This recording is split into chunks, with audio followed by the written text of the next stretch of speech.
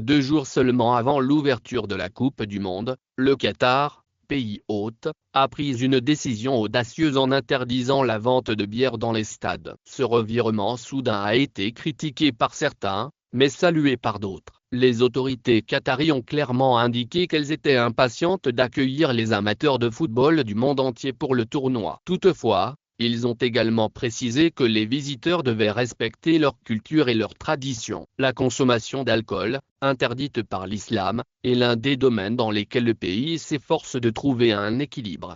Examinons les questions liées à l'alcool et aux croyances musulmanes. Le Coran énonce sans équivoque sa position sur l'alcool. La consommation d'alcool est interdite dans l'islam. Les érudits islamiques et les autorités religieuses musulmanes ont une position sans équivoque sur l'alcool. Ils citent un verset du Coran, le livre saint des musulmans, qui qualifie les boissons alcoolisées d'œuvres de Satan et demande aux croyants de les éviter. Il se réfère en outre aux enseignements du prophète Mahomet et aux effets néfastes de l'alcool. Certains musulmans recherchent également des édits religieux sur toute une série de questions ou de dilemmes quotidiens qui vont au-delà de l'abstinence d'alcool. Il s'agit notamment de savoir s'il faut ou non consommer des aliments mélangés à de l'alcool, s'il est considéré comme un péché de travailler dans un restaurant qui sert de l'alcool dans un pays occidental, si les parfums contenant de l'alcool sont autorisés et s'il faut assister à des cérémonies ou à des événements où de l'alcool est servi.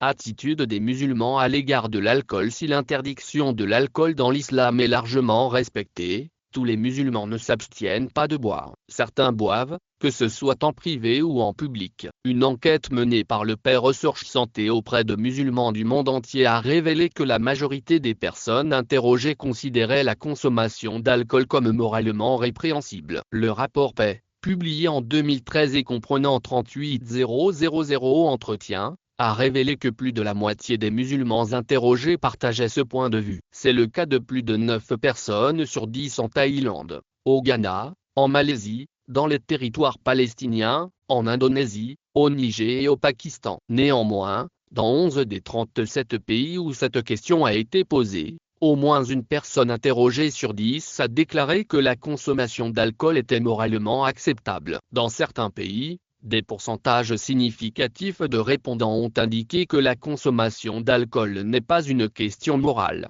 Je voudrais savoir comment l'interdiction de l'alcool est appliquée. L'alcool est disponible dans certains pays islamiques, mais les réglementations varient considérablement. Il peut y avoir des règles et des restrictions complexes sur sa vente ou sur les lieux où il peut être consommé. Certains pays, comme l'Arabie Saoudite, interdisent purement et simplement l'alcool. La consommation d'alcool y est passible de flagellation, d'amende, d'emprisonnement et d'expulsion pour les étrangers. Le royaume a récemment commencé à offrir des possibilités de divertissement, ce qui a conduit de nombreuses personnes à penser que des exceptions pour la consommation d'alcool pourraient être faites à l'avenir. D'autres endroits ont une approche plus détendue, comme Dubaï, une destination de voyage de premier plan dans les Émirats arabes unis, connue pour son faste et son amour des superlatifs.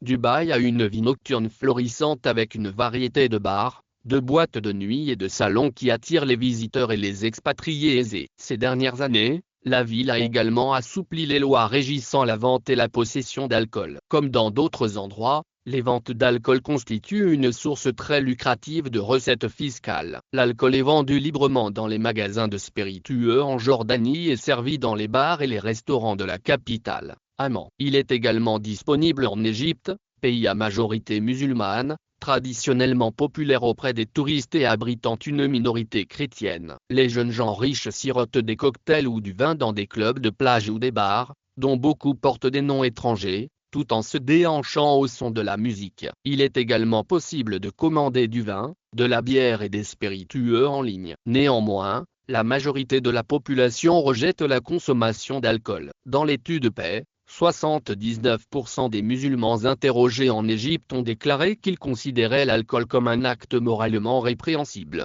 Dans les pays arides, certaines personnes se sont donné beaucoup de mal pour se procurer de l'alcool, risquant même d'être arrêtées, voire pire. En Arabie Saoudite, où se trouvent les lieux les plus sacrés de l'islam, des tentatives ont été signalées pour contourner l'interdiction, y compris des courses d'alcool vers le bar-in voisin. Des personnes ont tenté de faire entrer de l'alcool dans le royaume de manière assez créative. Il s'agit de bouteilles de whisky cachées dans des chaussettes et de canettes de bière déguisées en Pepsi. Certaines de ces tentatives se sont soldées par une tragédie. En 2002, 19 personnes sont mortes et d'autres ont été hospitalisées en Arabie Saoudite après avoir bu de l'eau de Cologne contenant du méthanol. En Iran, l'empoisonnement au méthanol a également entraîné la mort de personnes ayant consommé des breuvages artisanaux toxiques. Boire au Qatar. Le Qatar, qui suit une version ultra-conservatrice de l'islam connue sous le nom de wahhabisme, impose des limites strictes à l'achat et à la consommation d'alcool. Toutefois,